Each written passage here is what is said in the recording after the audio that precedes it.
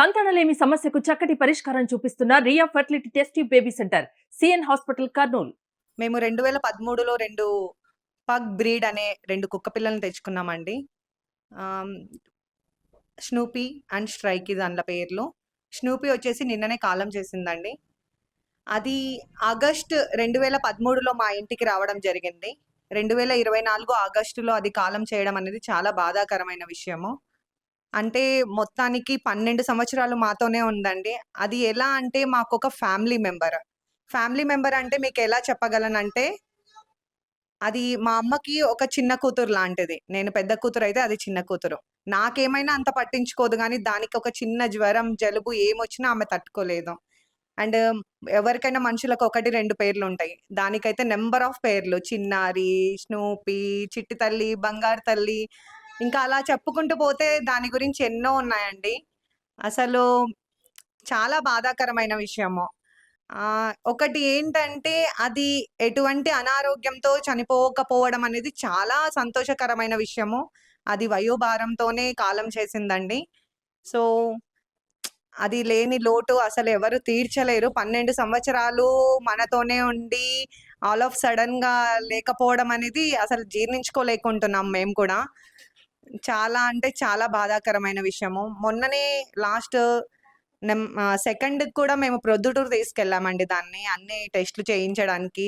Ultrasound scanning కానీ, and CBC కానీ, యూఎస్‌జీలో కూడా అన్ని రిపోర్ట్స్ వచ్చేసి నార్మలే ఉన్నాయి. ఈవెన్ కిడ్నీస్ కానీ, నో అసైటిస్ వాళ్ళన్నీ చెప్పారు. అంతా బాగానే ఉంది అనేసి. అది బాగానే ఉంది. అంటే నంద్యాలలో గూడా మేము బాబా ఫక్రుద్దీన్ సార్‌కి చూయించేవాళ్ళము.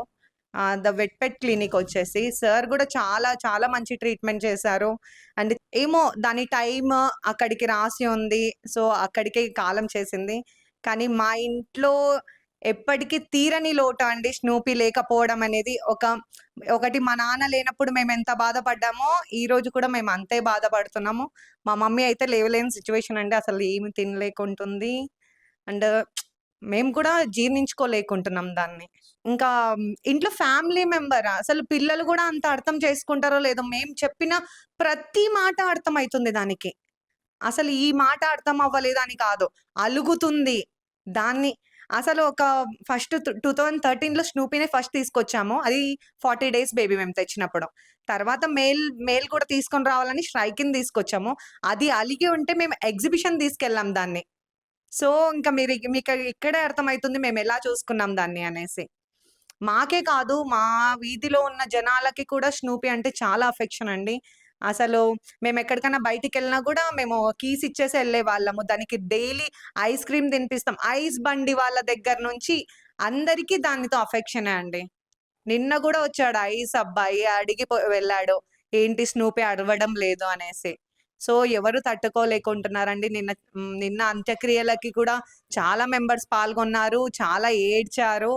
అసలు ఇదైతే ఒక తీరని లోటు. మేము 5వ రోజు గూడా దానికి మనుషులలాగానే ఎలా అయితే అంత్యక్రియలు చేశామో, మేము ఈరోజు పండగండి వరలక్ష్మి వ్రతం. మేము ఈరోజు వరలక్ష్మి వ్రతం గూడా చేసుకోవట్లేదు. మేము దానికి చిన్న దినం చేస్తున్నాము, పెద్ద దినం చేస్తున్నాము. ఎలా అయితే మనిషి ఉన్నారో అలానే చేస్తున్నామండి. సో, ఇదొకటి మాకి తీరని లోటండి. మా ఇంట్లో ఏ చిన్న ఫంక్షన్ జరిగినా, ఎటువంటి శుభకార్యమైనా కొందరంటారు గదా! మూగజీవులను తీసుకురాగూడదు అది ఇది అనేసి. కానీ మా ఇంట్లో ప్రిఫరెన్స్ ఫస్ట్ దాన్లకే ఉంటుంది. దాన్లకి ఫోటోలు తీసిన తర్వాతనే మా దగ్గరకొస్తాయి. దానికి బర్త్‌డేస్ చేయడం జరిగింది. మా ఎవ్రీ ఫంక్షన్స్‌లో వాటినే ప్రిఫరెన్స్ చేయడం జరిగింది. మా ఇంట్లో ఎటువంటి ఫంక్షన్ ఉన్నా ఫస్ట్ చిన్న కూతురికే ప్రిఫర్ చేస్తారండి. మా అమ్మ అయినా అంతే, మా నాన్న అయినా అంతే. నా పేరు ఇమ్మడి అనిల్ కుమార్, అడ్వకేట్‌ని. ఆహ్, అందరికీ తెలిసిన విషయమే. మా స్నూపీ నిన్న కాలమయ్యింది. దానికి అంతిమయాత్ర, అంత్యక్రియలను చేశాము. స్నూపీ అనేది యాక్చువల్‌గా పేరు స్నూపీ అనేది తెలుసు అందరికీ. కాకపోతే ఇక్కడ హచ్ డాగ్. హచ్ డాగ్ అంటే చాలా మందికి తెలుసు. ఎందుకంటే అప్పట్లో హచ్ యొక్క యాడ్ ఎంత ఫేమస్ అయ్యిందో, దాని గురించే హచ్ డాగ్ అనేది వచ్చింది. తర్వాత మనకు మల్లీశ్వరి సినిమాలో కూడా ఆ యొక్క హచ్ డాగ్ అనేది ఏర్పాటు చేయడం జరిగింది. ఈ కుక్కలు ఎన్నో ఉన్నప్పటికి కూడా ఈ హచ్ డాగ్ ఉన్నటువంటి ప్రత్యేకత ఏంటంటే, ఇది సంవత్సరం చిన్న పిల్లవాడి దగ్గర నుంచి పండు ముసలి వరకు ఎంతో స్నేహంగా ఉంటాది. అంటే కరవడం కానీ ఇటువంటివేవి చేయవు. కొత్త వ్యక్తులు ఎవరన్నా వస్తే వాళ్ళ కాళ్ళకు చుట్టూ తిరుగుతుంటుంది. కారణం ఏమంటే ప్రేమ, ఆప్యాయత. ఆ విధంగా ఎప్పుడు ఇంతవరకు హచ్చురాగ్ అనేది ఎక్కడ కరవలేదు. మా ఇంట్లో కూడా మమ్మల్ని ఎప్పుడూ కనీసము దాని నోట్లో వేలు పెట్టినప్పటికి కూడా ఎటువంటి పరిస్థితుల్లో కరిచేది కాదండి. మేము దీన్ని చాలా చిన్న పిల్లల నుంచి తీసుకొచ్చాము. ఎంత చిన్న పిల్లలంటే మాకు చాలా చాలా అఫెక్షన్ అనేది ఈ యొక్క స్నూపీతో ఉండింది. హ్మ్. ఆ విధంగా చాలా చాలా మంచి డాగ్ అది.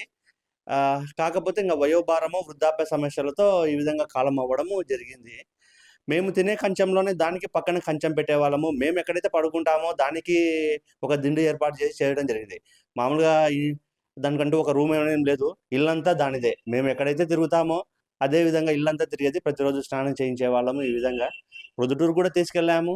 కానీ బ్యాడ్ లక్ ఆటోమేటిక్‌గా దాని యొక్క సమస్యలతో కాలం అవ్వడం జరిగింది. సో, సాడ్‌ఫుల్‌గా జరుగుతుంది. అందరూ తమ యొక్క కుక్కలను మరోమారు చాలా జాగ్రత్తగా కాపాడుకోవాలని కోరుకుంటున్నాము. ముఖ్యంగా మాకు ఆ పెట్ క్లినిక్ బాబా ఫక్రుద్దీన్ సార్ కూడా చాలా హెల్ప్ చేశారు.